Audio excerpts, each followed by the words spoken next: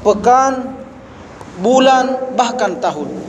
Alhamdulillah, hari ini kita berada di tahun baru Islam, di bulan Muharram tanggal 9. Semoga tahun baru Islam ini segala amal baik kita insyaallah banyak dikerjakan di tahun ini, dan segala dosa-dosa atau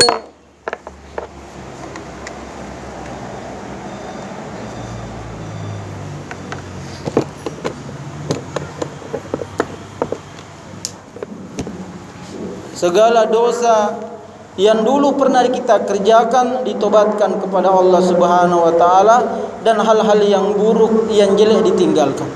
Karena Nabi mengatakan khairun nas, sebaik-baik manusia, man tala umuruhu, bertambah umurnya, tambah wa hasuna amaluhu, tambah baik amalnya. Siapalah yang tahu nanti ini di 1442 Hijriah ini, disinilah penghujung umur kita, terakhir tahun kita ini hidup. Olehnya tidak ada yang tahu. Olehnya itu kita harus mempersiapkan diri yang namanya masuk di alam kubur, mati. Dan orang yang mempersiapkan dirinya itu adalah orang yang memperbaiki dirinya hari demi hari lebih baik. Dan insyaallah itulah tanda-tanda orang yang akan husnul khatimah, dihabisi umurnya dengan amal baik, penghujung umurnya dengan husnul khatimah, meninggal dalam keadaan baik di sisi Allah Subhanahu wa taala. Hadirin jamaah salat Jumat rahimakumullah, salawat dan salam kepada Nabi sallallahu alaihi wasallam. Dialah yang memberikan kita petunjuk-petunjuk. Jadi Nabi sallallahu alaihi wasallam ini paripurna seluruh petunjuknya, melarang kita mengerjakan ini dan menyuruh kita mengejarkan. Dan Nabi sallallahu alaihi wasallam adalah sosok manusia yang kalau ada umat Islam laki-laki balik tidak menyebut namanya di dalam satu hari, dia berdosa. Ada laki-laki balik di dalam satu hari tidak menyebut nama Nabi sallallahu alaihi wasallam, dia berdosa. Di mana berdosanya? Berarti dia tidak salat. Karena di dalam salat itulah kita bersalawat kepada Nabi dan keluarga Nabi sallallahu alaihi wasallam. Allahumma salli ala Sayyidina Muhammad wa ala ali Sayyidina Muhammad.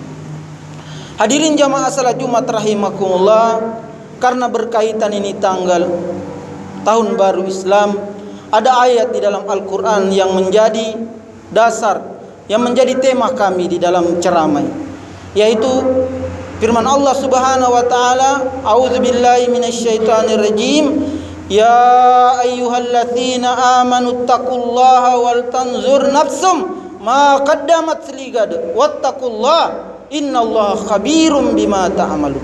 Wahai orang-orang yang beriman, yang dipanggil ini ayat ini secara khusus karena ayat Al-Quran itu ada menyeru secara umum, seperti ya bani Adam, wahai anak cucu Adam, semuanya ini tidak melihat ras, warna kulit, agama. Yang dipanggil semua itu adalah anak cucunya Adam. Ya ayyuhalladzina, ya ayuhan nas. Juga kalau ya ayuhan nas, yang dipanggil ini seluruh manusia, tidak pilih di kota, di desa, orang kaya, miskin, dia dipanggil oleh Allah. Tapi kalau ada ayat ya ayyuhalladzina amanu, wahai orang-orang yang beriman, maka yang dipanggil hanya orang yang mengucapkan dua kalimat syahadat, yang meyakini Allah sebagai Tuhannya. Dan kitalah hari ini yang hadir salat Jumat di hari ini yang dipanggil oleh Allah Subhanahu wa taala. Apa bunyinya ayat ini? Hendaklah setiap diri, ya, wal tanzur nafsum ma qaddamat ligad. Hendaklah setiap diri ini, person to person, setiap orang mempersiapkan amalnya, ya, mempersiapkan bekalnya, ma qaddamat ligad. Apa yang akan dia kerjakan esok hari? Apa yang akan dia kerjakan tahun ini? Dari awal 1442 Hijriah sampai penghujung. Olehnya berdasarkan ayat ini jamaah salat Jumat rahimakumullah, hendaklah di awal tahun, bahkan sebelum masuk awal tahun, apa niat kita? Saya insyaallah 1442 Hijriah saya ingin aktif salat berjamaah di masjid. Saya ingin cepat datang hadir salat Jumat di Masjid Al-Aminah ini. Saya ingin menjadi pengurus masjid. Saya ingin membantu pembangunan masjid ini. Semoga Allah berkahi yang punya tanah yang membangun masjid ini. Masya Allah, semakin bertambah luasnya. Dan inilah tempat yang paling dicintai Allah. Kalau kita tarik mulai dari Makassar sampai di bawah ini Pak, banyak tempat-tempat. Ada gedung DPR, ada kantor bupati, ada hotel. Tapi itu semua tidak ada di dalam Al-Quran bahwa tempat itu dicintai oleh Allah Subhanahu wa ta'ala. Tapi ada tempat disebut oleh Nabi sallallahu alaihi wasallam. Apa kata Nabi? Ahabbu fi biladihi ilallah masajiduha. Tempat yang paling dicintai oleh Allah Subhanahu wa ta'ala adalah masjidnya. Apakah itu masjid itu besar? Apakah kecil? Yang jelas masjid tempat paling dicintai oleh Allah Subhanahu. Kalau Anda tidak bisa membangun seluas ini, maka berkontribusilah terhadap pembangunannya. Sumbanglah sebagian harta Anda yang Allah lebihkan. Karena ada 3 harta kita yang sebenarnya kita miliki. Cuma 3 Pak. Apa itu? Apa yang kita makan sampai kenyang, itulah milik kita. Kemudian yang apa lagi milik kita yang sebenarnya? Apa yang kita pakai sampai lusuh, pakaian itu sampai hancur lusuh, itulah milik kita. Dan apa lagi milik kita? Apa yang kita sedekahkan, apa yang kita infakkan, apa yang kita salurkan di jalan Allah, itulah milik kita. Yang lainnya itu hanya singgah, bisa jadi menjadi fitnah, bisa menjadi itu yang nanti Allah hukum kita karena engkau tampung uangmu berrekening, bertumpuk-tumpuk di rekeningmu, sementara ada rumahnya Allah Subhanahu wa ta'ala yang butuh saluran, yang butuh bantuan, engkau tidak memperhatikan. Apa kata Allah tentang masjid? Membana masjidan banallahu baitan fil jannah. Siapa yang membangun masjid, dia juga akan dibangunkan rumahnya di surga. Alhamdulillah saya juga sudah mengambil bagian ini Pak. Ada masjid saya bangun namanya Masjid Dai Kantipmas. 1/4 dari ruangan ini luasnya, 10 kali 7. Alhamdulillah diresmikan oleh Pak Kapolda Sulawesi Selatan. Dan kita ini yang punya berlebih uang, ambil juga bagian di situ Pak. Kenapa orang Arab banyak berinvestasi di Indonesia? Karena di Arab itu tidak boleh itu banyak masjid. Di Indonesia ini presiden, wali kota, gubernur mempermudah itu Pak untuk masjid. Apalagi kalau musalla dulu. Olehnya kita mengambil bagian ini, berubah Pak. Berniat yang baik, berniat banyak kebaikan di bulan awal-awal tahun ini. Saya 1442 Hijriah ini insyaallah mau aktif salat berjamaah. Saya mau banyak menjadi pengurus rumah Allah, yang menjadi MC, menjadi protokol. Bahkan kalau perlu menjadi tukang bersihnya masjid, itu bukan kehinaan. Ada dulu tukang bersihnya Masjid Nabawi wafat. Begitu Nabi sallallahu alaihi wasallam menempatkan orang mulia pada hatinya, meninggal ini pengurus masjid, Nabi tidak diberitahu. Nabi tidak diberitahu orang itu wafat dan sudah dikuburkan. Nabi bertanya, di mana yang biasa membersihkan masjid ini? Kata sahabat, telah wafat ya Rasulullah. Kenapa engkau tidak memberitahukan aku? Maka Nabi meminta untuk ditunjukkan di mana kuburnya. Maka disitulah Nabi pergi melayat, pergi berziarah, dan disitulah Nabi sallallahu alaihi wasallam melakukan salat gaib.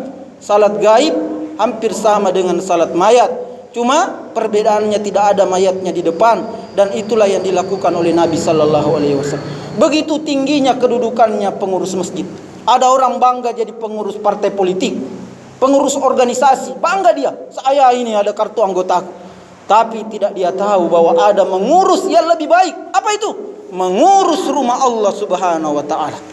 Dan orang yang istiqamah konsisten menjadi pengurus masjid, digolongkan dia wa ma kana auliya'uhum in auliya illal muttaqun. Tidak ada orang yang bertahan konsisten mengurus rumah Allah kecuali termasuk golongan orang yang bertakwa. Ambil bagian Pak di masjid.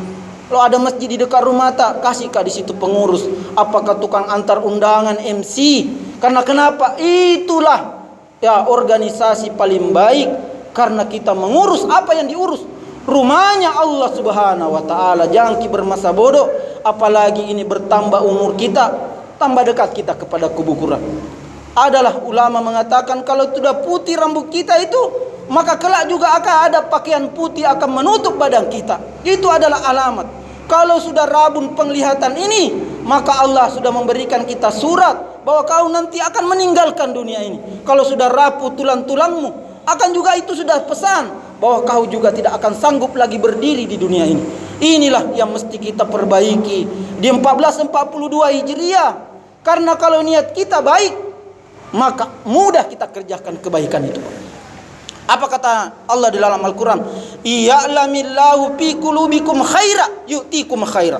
Kalau ada di dalam hatimu niat baik, ingin bangun masjid, ingin menjadi pengurus masjid, ingin salat berjamaah, ingin selalu membaca Al-Quran, ingin melakukan kebaikan yang lain, ingin haji, ingin umrah, Allah akan berikan itu. Catat ini Pak Aleman. Tapi kalau ada niatmu jelek, di belakangnya ini tafsir ini, mafhum mukhalafahnya ini tafsir ayat. Tapi kalau ada niatmu jelek, datang juga keburukan itu Pak. Iya. Kalau Allah tahu juga di dalam hatimu ada niat baik, niat jelek, ingin mengkonsumsi narkotika. Ini saya mobilku Pak. Saya branding narkotika karena ini parah narkotika ini. Penjara hampir penuh narapidana narkotika, dan dia tidak tahu narkotika itu najis.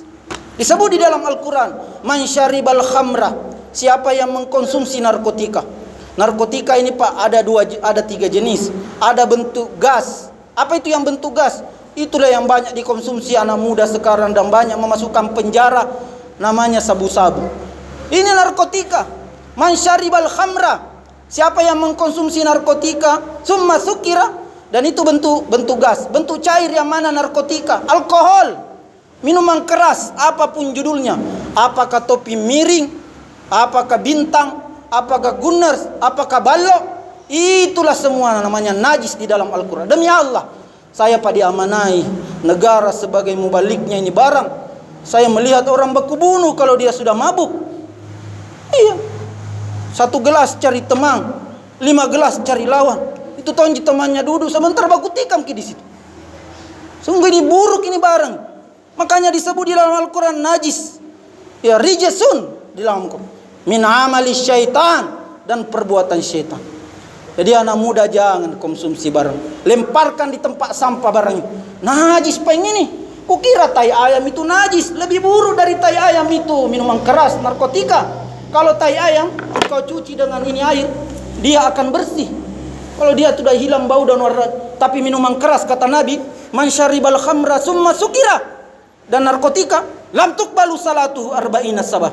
Siapa yang mengkonsumsi narkotika, alkohol, tidak diterima salatnya 40 hari 40 malam. Bayangkan itu Pak. Tegas saya ini Pak, karena saya pembina napi di 7 penjara di Sulawesi Selatan. Ada orang baku bunuh gara-gara barang, dan ada yang bawa kendaraan, kalau dia sudah minum barang ini, bukan jalan lurus dia lewati, bikin jalanan baru, dia tabrak tiang listrik, ditabrak orang lain. Akhirnya Al-Quran mengatakan najis ini barang, dan disebut dia di dalam hadis ummul khaba'ith, induknya segala kriminal, induk dari segala kemiran. Kalau ada yang bawa barang anak muda di rumahmu, di kamarmu, di lingkunganmu, lempar itu barang. Bilang ada khatib di sana, khatibnya polisi. Ya, nama saya Hamka Mahmud Pak. Dia penceramahnya, saya penceramah di lapas. Lempar itu barang. Najis Pak barang ini. Baru ku tahu. Saya hadir salat Jumat di Masjid Al-Aminah. Sehingga hari ini, mulai hari ini, tahun baru Islam, saya tidak mau konsumsi barang ini. Demi Allah tidak ada orang beruntung mengkonsumsi. Kalau dia tidak rusak lipernya hatinya, rusak rumah tangganya. Kalau dia tidak rusak rumah tangganya, rusak pergaulannya. Kalau bukan pergaulannya rusak ibadahnya kepada Allah. Innama yuridu syaitan ayyuki abainakumul adawata wal bagda'a fil khamri wal maisir wa yasuddakum an dzikrillah wa anis salah fahal antum muntahun. Tidaklah syaitan menjadikan narkotika itu untuk kau saling berselisih. Saya pernah studi banding di Manado, cap tikus. Wih, parah itu Pak di sana, tarkam. Sehingga cukuplah nasihat kami ini, supaya anak muda seluruh umat Islam meninggalkan barang ini. Tidak ada keberuntukan. Di dalam Al-Quran penghujungnya itu surah Al-Maidah ayat 90, fajtanibuhu, tinggalkan barang itu, narkotika dan alkohol. Apa ujungnya itu? Fajtanibuhu. Kalau engkau tinggalkan, kata Allah, la'allakum tuflihun, pasti kamu beruntung. Beruntung orang yang tidak mengkonsumsi barang ini, sehat badannya, bagus pikirannya, sehat jiwanya. Karena betul firman Allah Subhanahu wa taala, induk dari segala keburukan ini adalah narkotika. Jamaah salat Jumat rahimakumullah. Jadi ini ditinggalkan yang jelek-jelek, kemudian diniatkan yang baik-baik. Apa yang baik-baik penting kita laksanakan. Di antaranya besok. Kata Nabi sallallahu alaihi wasallam tentang hari besok. Iya. Asyamu, iya. Afdalus siyamu ba'da Ramadan. Sebaik-baik puasa setelah Ramadan Syahrullahil Muharram, yaitu bulannya Allah. Yang mana bulannya Allah? Ada 4 bulan yang diagungkan Allah Subhanahu wa taala.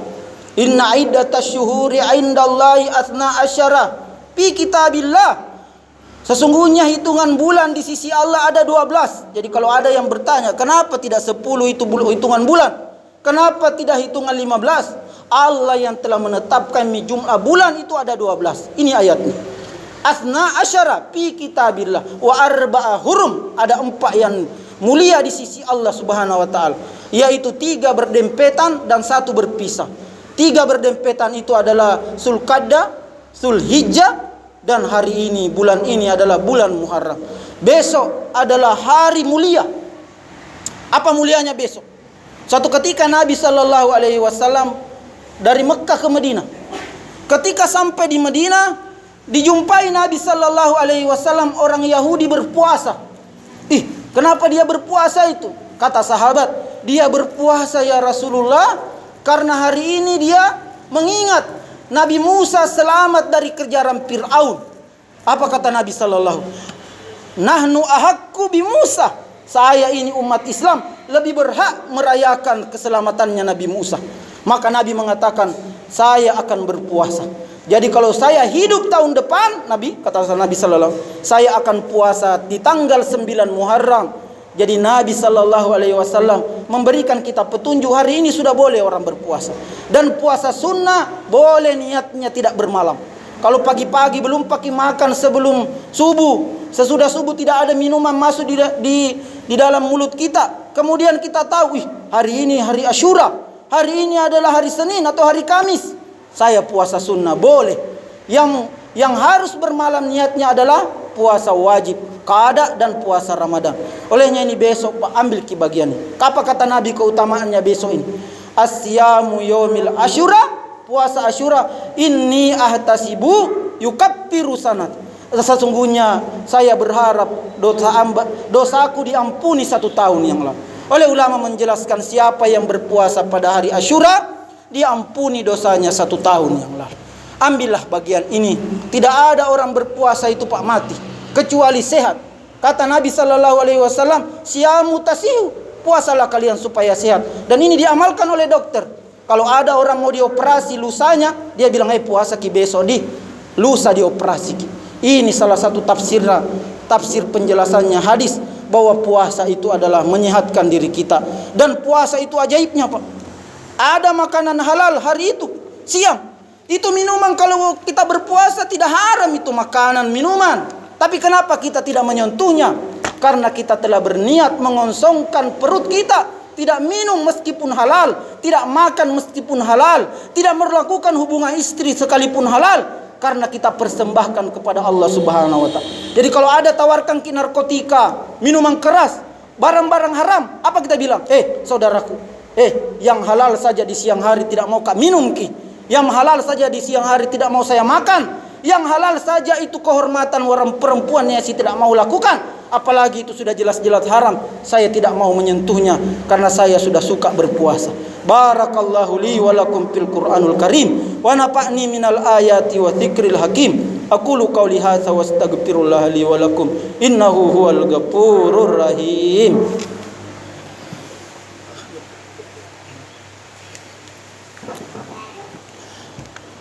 Innal hamdalillah nahmaduhu wa nasta'inuhu wa nastaghfiruh wa na'udzu billahi min shururi anfusina wa min sayyiati a'malina may yahdihillahu fala mudhillalah wa may yudlilhu fala hadiyalah.